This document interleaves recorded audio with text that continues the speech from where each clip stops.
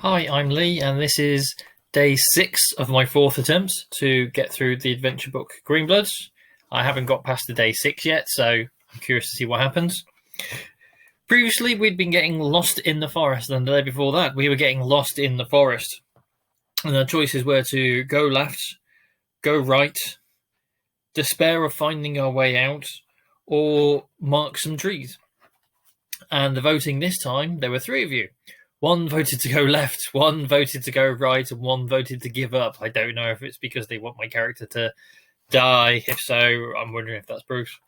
Now, as I've said before, I like looking ahead, and I don't know how well it will show there, but we started at 131, and we went to 211 because we went right.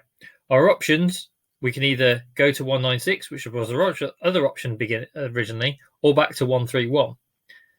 No matter what you do, you never leave those 3 things. You always stick within those 3. So our only options are to mark a tree or to give up.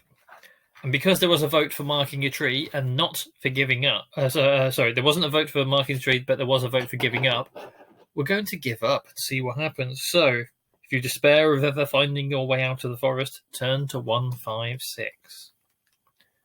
Does this mean I will actually ever see a day 7? All is not lost if you have wilderness lore, in which case turn to 251. Now, as a monk, I do have wilderness lore. If I didn't have wilderness lore, you are crushed by despair and a lot of text eventually saying you die. So because we have wilderness lore, we do not die. If we didn't have wilderness lore and we didn't have the maple flute, we would die in the forest. And we'd have to, because we'll keep going round and round in circles until we give up. So, all is not lost. We have wilderness lore and return to 251. You sit down in the clearing and cover yourself with leaves so that you can just see out. Remaining motionless for a long time, you wait until the denizens of the clearing, a group of miniature deer with heads like little hippopotamuses, return to their grooming ground. By watching them for some time, you notice many leave the clearing by the left path and then disappear behind the trunk of a tree. Rising from the mound of leaves, you investigate and find a small path winding between the thorn bushes. Without the wit to use such tricks of the woods, you would have been lost in the forest forever. We didn't die. Turn to 237. You trudge on, singling out a particular tree to head for as far away as you can see and keeping it in sight as you go to try to make sure you don't walk in circles. When you reach the tree, you look back and try to identify the one you left behind so that you can choose another tree to make run the same general direction. It is tiring and you are exhausted. Moving through the winding mossy ways, wrapped in the green gloom of the forest depths, you catch the scent of unusual blooms.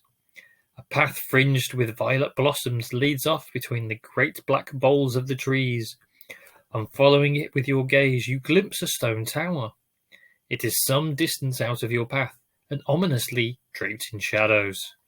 If you want to investigate the tower, turn to 394. If you pass by without looking back, turn to 454.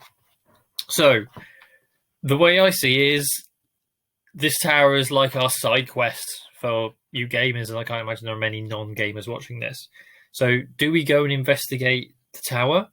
It might lead to things which could help us. It might lead to my certain doom. It is quite likely things in this game will lead to my certain doom.